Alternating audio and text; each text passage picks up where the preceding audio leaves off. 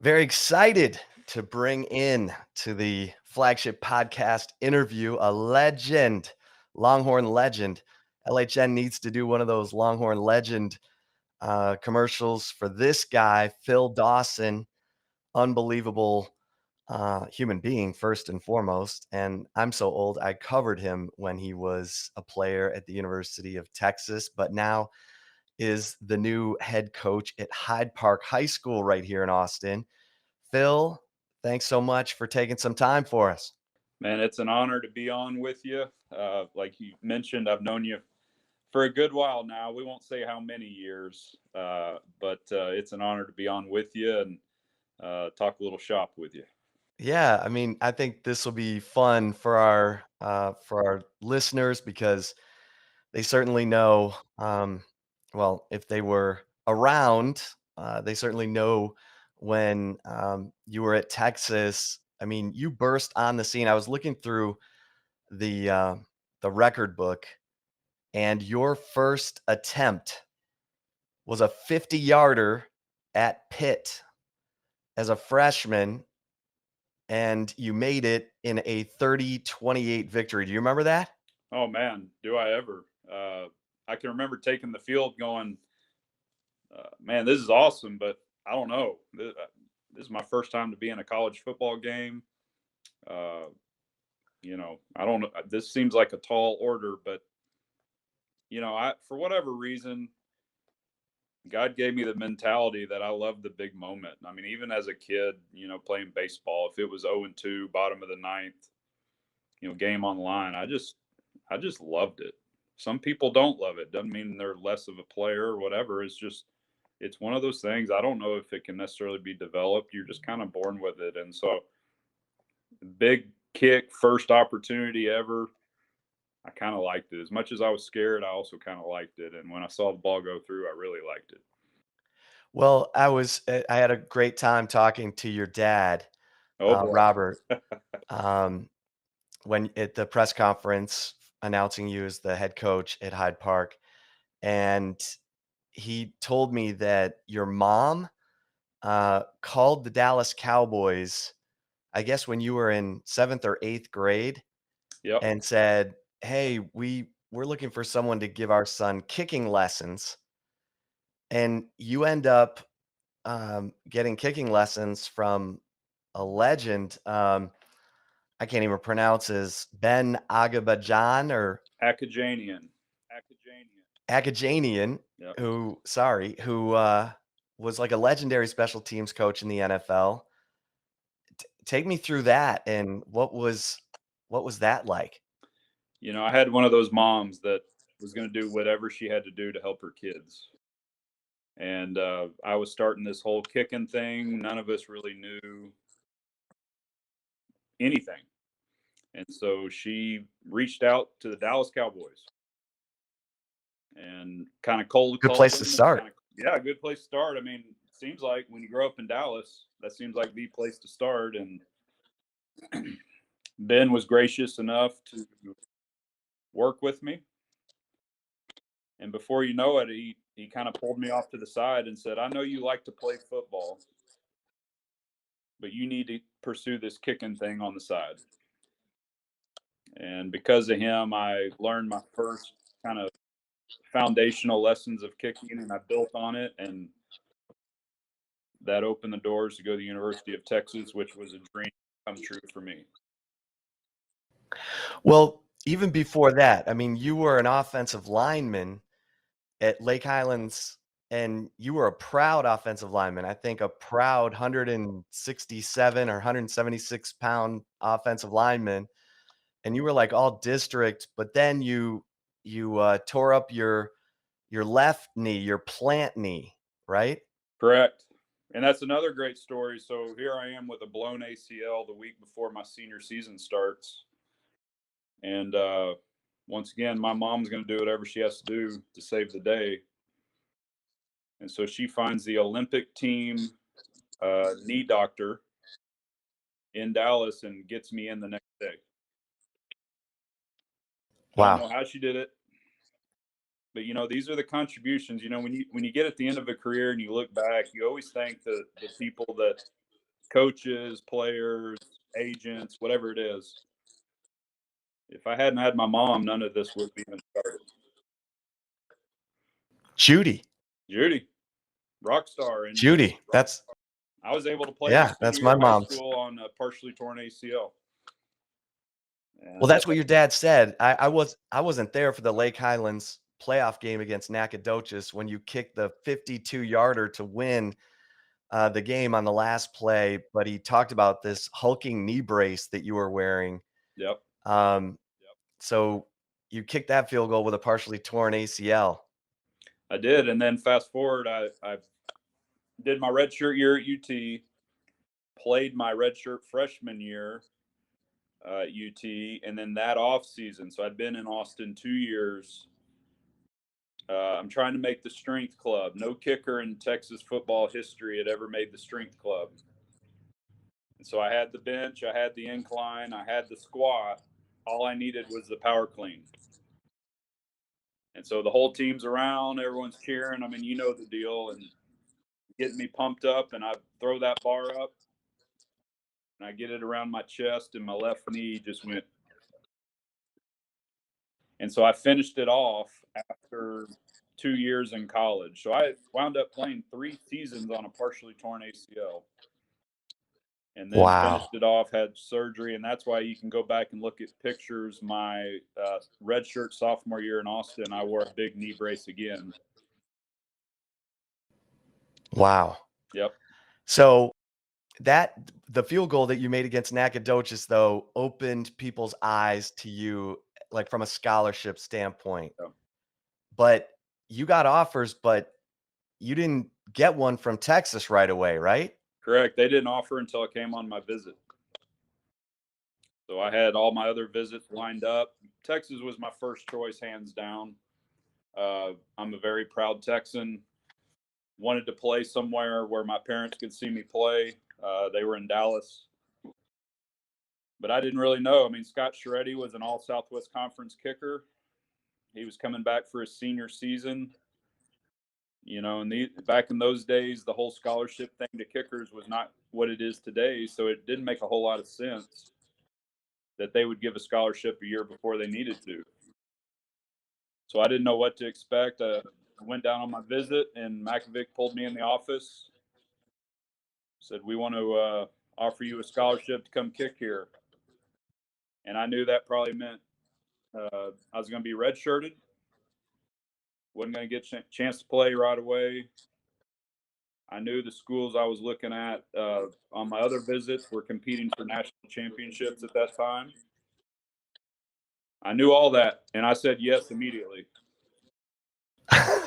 That's how much I wanted to be a Longhorn, and I tried every day that I was there to represent the burnt orange in a way that signified my love for that university. Well, and you said you wanted to be they were not a great program at that time. You wanted to be part of building something. Yes, and we did that. Senior year didn't turn out quite how we wanted, but to win 3 conference championships, including the last Southwest Conference, you know, the only conference I knew as a kid growing up, and then to win the first Big 12 when Nebraska just kind of viewed us as a stepping stone to the national championship game. To beat them in the first ever Big 12 game was one of the highlights for sure. And I felt like we left the program better than we found it when we got there. And I had a great recruiting class around me, some great players, great guys, and we feel really good about what we did while we were there. That Nebraska game, I remember distinctly talking to James Brown because I was the one who asked him, and I don't think Makovic believed me, so I had to play the tape for him. But I said, "What do you make of being a 21-point underdog?" And he said, "I don't know. I think we'll beat them by 21." And I was like, what?" Yeah. But that confidence, Phil, you had that kind of confidence as a kicker. Talk about that coming from James Brown and the mindset of the team going into that game. Yeah, James was an unbelievable leader, and he had that contagious personality. And so when James said something, we believed him. And so here it is. We got our quarterback, saying he's not scared of Nebraska. All right, neither are we. So we went up there, and we were unified, we were focused, we were driven, and we liked the underdog thing. When you go to the University of Texas, you don't get to be the underdog very often, or at least traditionally. So when you are, it kind of ticks you off. And so we kind of rallied around one another, and we went up there and we played our best game, and they didn't stand a chance. I mean, we didn't just squeak by. I mean, there was no doubt who was better that day. Yeah, that was phenomenal. It was an unbelievable game. Um, and I mean, you had some interesting memories. Obviously, you also played with the roster imposter, Oh, uh, Ron McKelvey, yeah, Ron Weaver, whatever his name was. that was And crazy. y'all are at the Sugar Bowl, getting ready to play Virginia Tech when you find out you got a 30-year-old on your team who's assumed someone else's identity. That doesn't happen every day. No, and that really, it was so unfortunate that that all happened that week, because obviously huge game, big moment for us, getting to play in the Sugar Bowl. And I remember we had a team meeting the night before the game, and Coach Magovic came in and kind of told us the deal. And I mean, you might as well said we had a third eyeball. I mean, this was coming out of left field. None of us saw this coming. Uh, and then the really scary part was Coach Magovic said, "We've asked Ron, or whatever his name is, to go to his room, and we're going to go talk to him when this meeting's over." So the meeting's over, and coaches go up there, and he's gone. I mean, he was out. So obviously, instead of laying in bed thinking about the Hokies, everyone, hey, what do you think about this? What'd Ron say to you? Do you ever do anything you shouldn't have around Ron? All this stuff is going on. And then we go out and we did not play very well the next day. So that was really unfortunate, but what a crazy experience. Crazy. Yeah. I mentioned your 50-yarder against Pitt in '94. You also had, probably the kick you're most famous for, the 50-yarder against Virginia. First time ever in Texas Longhorns history that they win a game on the last play of the game. And and you mentioned to me it had even more significance to you because why? It was the University of Texas 700th all time win. And as someone who loved the university, respected the university, was just honored to wear the helmet, it meant a great deal to me that I got to play just a little role in contributing to that victory. And that that win and that season kind of was the turning point. And if you go back and look at the rest of that season, we ran the table in conference play, and we're able to hang a conference championship banner in the rafters as a result. So both that kick represented the history of the university, and it catapulted my team that season to bigger and better things. And so when I look back on it, to me, I was 1 out of 3 that day. So that's not my most favorite game to look back on, because I missed 2 field goals. But the one I did make made all the difference in the world, and I take a lot of satisfaction in that. Well, we'll come back with Phil Dawson. Great stuff. Legendary kicker at Texas. He's still got records at UT and all kinds of records in the NFL. We'll come back with Phil Dawson here on the Flagship podcast interview. And if you're watching us on the Horns 24/7 YouTube channel, we'll roll on. And Phil, you finish up your time at Texas. You had the most field goals made in a career uh, with 59, and second most 50-yarders with 9. And as I mentioned, the longest first attempt a 50-yarder as a redshirt freshman against Pitt. But you leave Texas and you're eligible for the '98 NFL draft. You do not get selected, and You had a couple of tryouts with the Raiders, with the Patriots, and those don't work out. And you end up signing with Cleveland in 1999. Take us through your post college NFL draft experience. Yeah, that was a really painful chapter in my career. I fully expected to be drafted.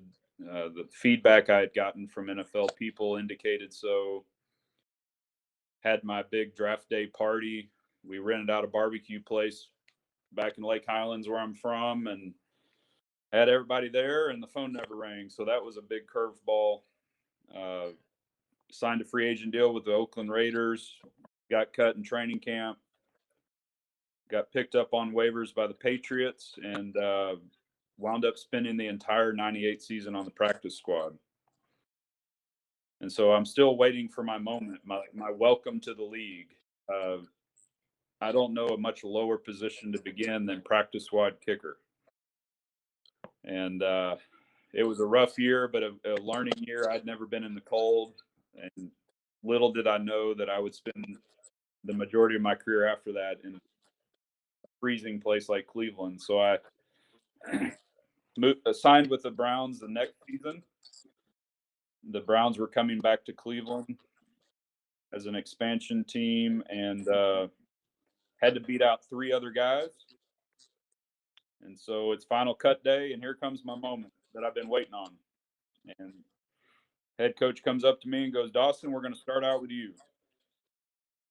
And that wasn't exactly the moment I'd been dreaming about or waiting on. I, I felt like I was one bad game away from it being taken away from me. And I don't know, after 21 years, if I ever lost that attitude. It was literally the next kick. Doesn't matter what I've done in the past. Doesn't matter how long I've done it. Doesn't matter how successful I've been. I am one bad game away from this whole thing being over. And that's literally how I approached my career for 21 years. I mean, 21 years, and you played. It was funny because we were talking at your press conference, um, when you were named the head coach at Hyde Park, that you finished your NFL career at the age of 43.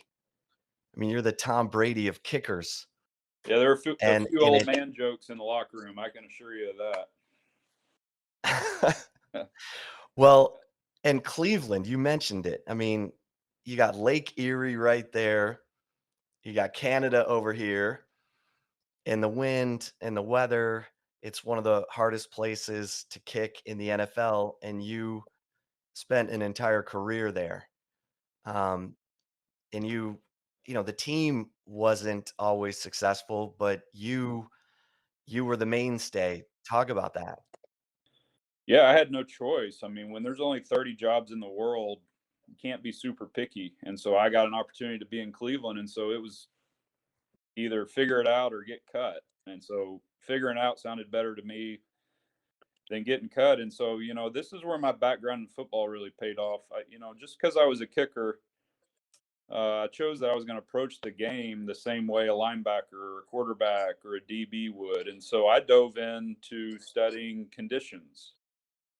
I didn't necessarily have a guy across the line of scrimmage from me that I needed to prepare for, but there was weather, there was wind, there was the currents, there was the footing on the field. What kind of plant shoe am I going to wear? And so I just started really diving into that and preparing for my opponent on game day, and that was the weather condition. And I wound up creating a whole notebook of every stadium in the NFL, what certain winds mean. Just because it's a south wind doesn't mean it's blowing south on the field. So what does this flag mean? If it's pointing right, what is the wind doing on the field? Which way do you maximize kickoffs? I mean, I I probably should sell the dang thing because it's pretty invaluable. But that was how I chose to attack the challenges of kicking in Cleveland and Lake Erie and that's what allowed me to survive for so long. Well, 11 years into your time in Cleveland, Colt McCoy comes up to be the quarterback, and it just seemed like he got pulled into a really tough situation. Eric Mangini was the coach. I just remember that relationship was tough. What do you remember about Colt's time there in Cleveland? Well, I love getting to spend time with him. Obviously, respected the heck out of him from his time at UT, and yeah, you're right. Stepping into Cleveland at that point in time was a tall order. And Colt's obviously proven he's an NFL quarterback. I mean, he's still doing it. The unfortunate thing for Colt is when you miss your window, starting out, it kind of sets you down a different path in the league, and so he's had to be kind of a backup type role player for most of his career. And I honestly believe that if that window had been a better opportunity when he got his chance to be a starting quarterback, he would have remained a starting quarterback in the National Football League. So I hate that for him, but classic Colt, no pouting, no sour milk or anything like that. He's made the best of it. Heck of a career, great teammate, and I love it when he gets a chance to start a game and he goes and wins.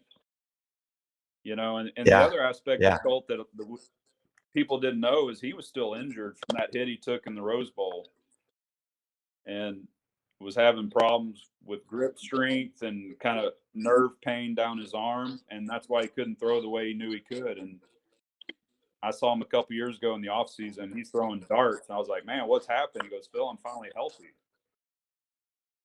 So that was the Wow. other part, so the health, stepping into a bad opportunity when your window is open, those are tough things to overcome. But Colt's great guy, has had a great career, and he's going to be just fine. Well, and then you go to San Francisco Yep. and you spend 4 seasons there. You're there with Jim Harbaugh. Um, what was it like playing for Jim Harbaugh? Most competitive guy I've ever been around. Uh, you name it. We could be drinking milk in the cafeteria, and he'd be like, 1, 2, 3, go. I mean, everything was a competition. And he was relentless.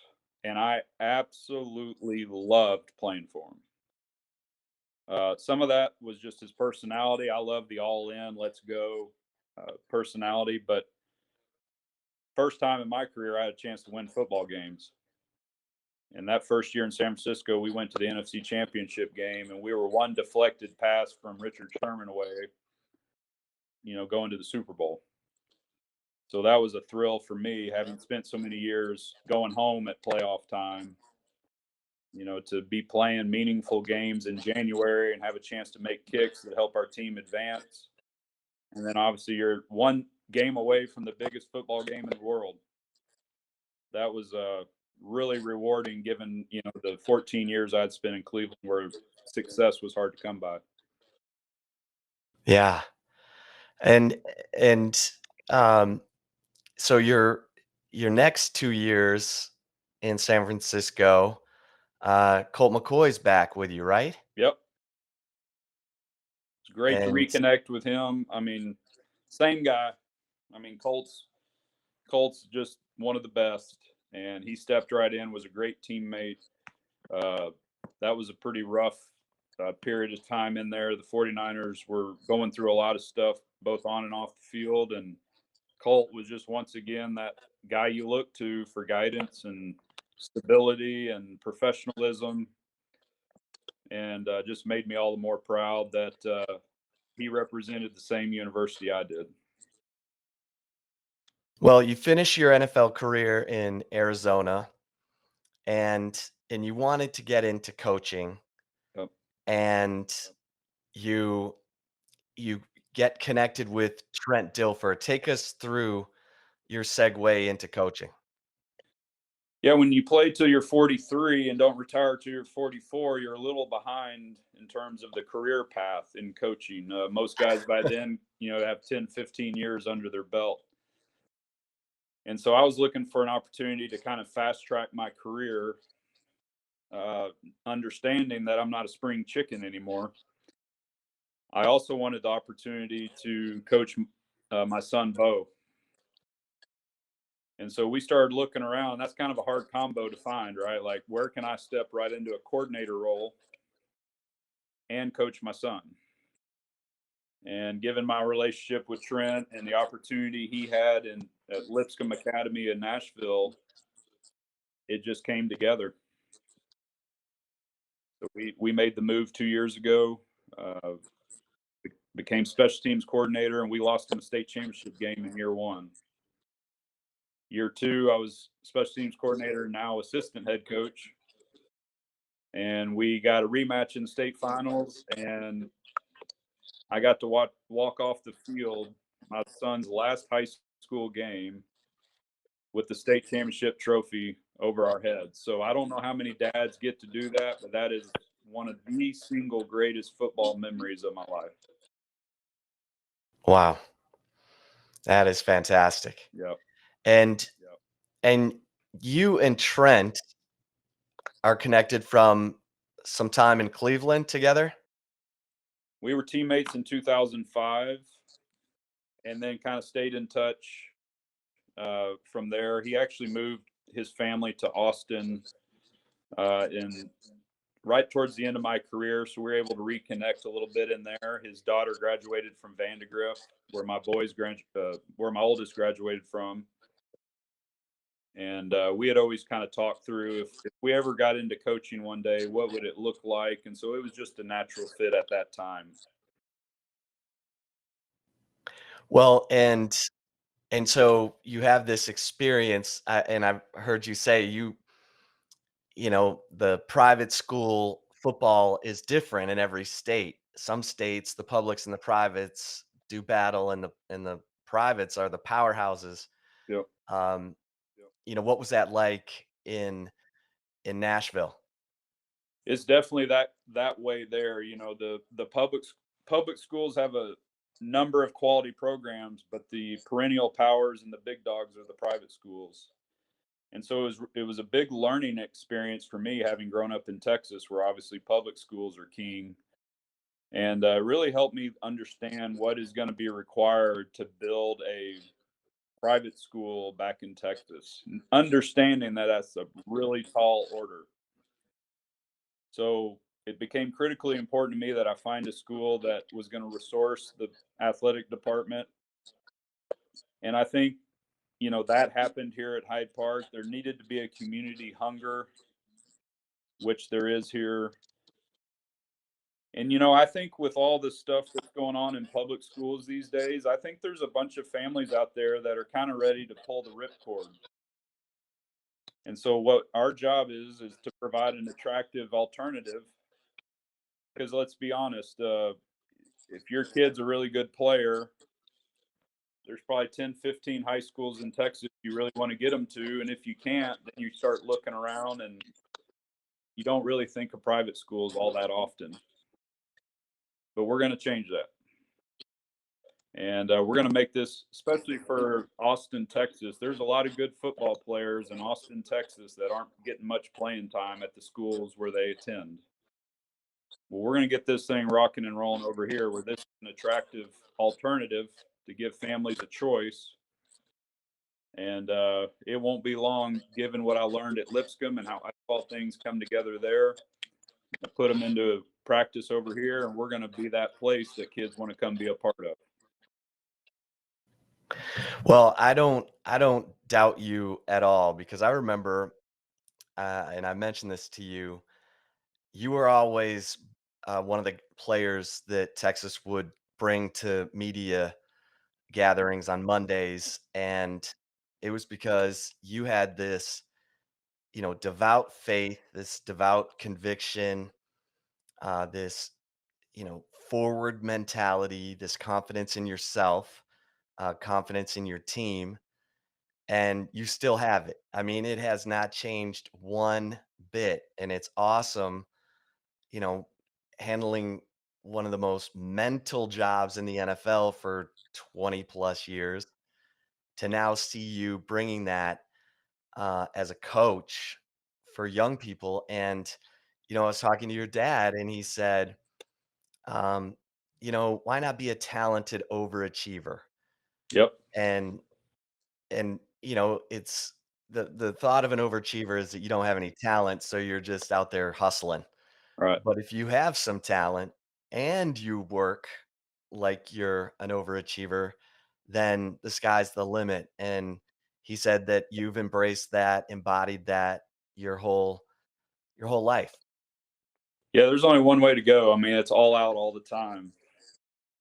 And, it's just been my experience that to be truly excellent at anything in life, it requires that kind of mindset. You can't pick and choose when you're going to work hard or pick and choose when you're going to be committed. You're either in or you're out. And when you introduce the faith aspect to it, God asks us to work with all our heart and do it for His glory, not our own. So there you go. I didn't write the book, but I'm gonna follow it, and so I'm gonna demand that of our players and everyone associated with our program. And I'm excited to coach kids that'll never play college football. There's something in it. There's still something in the experience for them to learn life lessons like working with all your heart and trusting someone else with the outcomes. You just put the work in and trust the process, and we'll see what happens. And I feel like today's society has put so much burden on these kids. If you're not a 4 or 5 star, then don't even play because it's not worth your time. I think, I mean, there's so many valuable lessons that kids can learn just being a high school football player. And so many memories. I mean, when they're old like us, they'll talk about, hey, remember when we beat so and so, or remember when we did this. I mean, kids are going to miss out on all those memories if they just fail because they're not a 4 star. So we'll have 4 stars, we'll have 5 stars, but I'm excited to coach the no star just as much. Well, and I have a feeling the special teams at Hyde Park will be pretty good too. Yeah, we will. Okay, I want to play a little. We'll let you go on this, a little memory game, because you played at Texas with some guys who went on to have big time NFL careers. Um, Give me a story about Casey Hampton. Man, I remember he was with the Steelers all those years, so I'd see him twice a year being in the same division. And I used to give Casey a hard time that his helmet looked too small on his head because it looked like his face was popping through his face mask. And then Casey would remind me that he could thump me across the field with one flick of the wrist. And so I quickly quit giving him a hard time about how big his head looked in his helmet. Oh, that's funny. Um, Ricky Williams. I mean, best football player I've ever seen. Uh, I mean, what can you say? It's just I still remember his first play as a Longhorn or first game. I don't know if it was his first play, but we had heard about this Ricky guy and coming out of California, supposed to be all this and that. We're kind of like, I don't know, we'll see. And he's not even playing tailback; he's playing fullback. So I'm kind of, no offense to fullbacks, but I was like, man, if he was really that good, he wouldn't be a fullback. And he takes the first carry like 80 yards for a touchdown. I was like, oh, okay.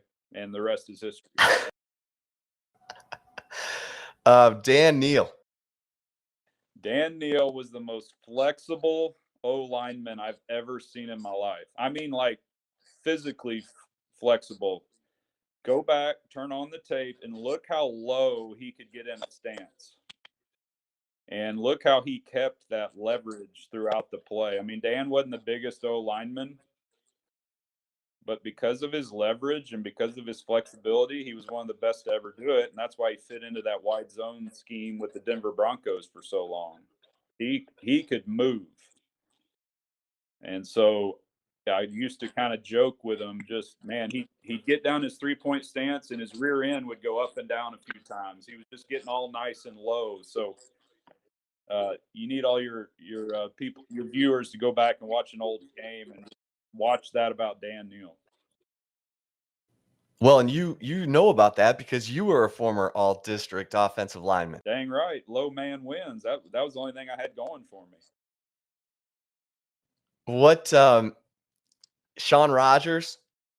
I got to play with Sean a little bit in Cleveland. Man, if you're gonna throw a holiday party and you need a jolly Santa Claus, it's him. He's the most flamboyant, just fun guy to be around. I mean, just great teammate, always smiling, good mood until a game broke out and then he'd tear your head off. Priest Holmes. The quiet assassin. Priest didn't talk much. When he did, you listened because you know that it usually works that way. But kind of soft spoken, quiet. Uh, if you met him off the field, you might not even know he played football. But when you hand him that rock, you definitely knew he played football. Just incredible guy. You know, I would have loved to seen him without all the injuries through the years. But he got that run in Kansas City where he let the whole world know that he's a world class running back. Bryant Westbrook. He was a dog, man. He brought that West Coast mentality in, stepped right in as a true freshman. He just owned his side of the field. He would pop you too. I mean, he had the whole package. That's why he was a first round draft pick. But he could take your best receiver and eliminate him from the game. But then he could also come up and run support, and he'd let you know about it. So he was one of the best ones I've seen. Well, and Phil, I think it's pretty cool that there are two Longhorns who have made history as kickers, you and Justin Tucker. Um, and just your thoughts on Tucker's career. You know, studying kickers throughout the history of the league, you see these points in time where there's a guy that comes and changes the expectations of what is good, what is not good. For example, when I started in the league, if you made 75% of your kicks, you were considered very accurate. And guys like the Andersons, Morton and Gary, Al Del Greco, Steve Christie, some of those longtime kickers, you go back and look, they were all right around that 75% threshold. Then you get a new wave coming in, and that was kind of my generation. And before you know it, 80%. And by the end of my career, it was 83%. So that was a little bump there. And then the next generation comes, and that's being led by Justin Tucker. And there's been a big bump because now it's 90%. And so in 25 years, we've gone from making 3 out of 4 kicks to 9 out of 10. And now, if you make 82% of your kicks, you might lose your job. And he deserves all the credit for raising the bar once again. Well, everyone's excited to see you raise the bar at Hyde Park. Full disclosure, my son graduated from there, so I'll be watching very closely, and I know the folks over there, and I know how excited they are that you're now leading the football program at Hyde Park. They couldn't have found um, a real person who's going to walk the talk and mean what he says and says what he means. So, Phil, all the best to you, your family, and we'll be in touch. We're gonna And I watch this can't thing wait. grow. Here's what we need to happen. We need the Panthers to win on Friday night, and we need our dang Longhorns to win on Saturday, and you and I can have a really great weekend. That is a number one. Everybody will love that. Yep. Phil, congratulations again. Welcome home, and we'll definitely be in touch. Thanks, man. It's an honor to be on your show. All right, there he is, Phil Dawson, everybody. For Phil Dawson, I am Chip Brown. We'll see you over at horns247.com. And until next time, stay safe and keep the faith.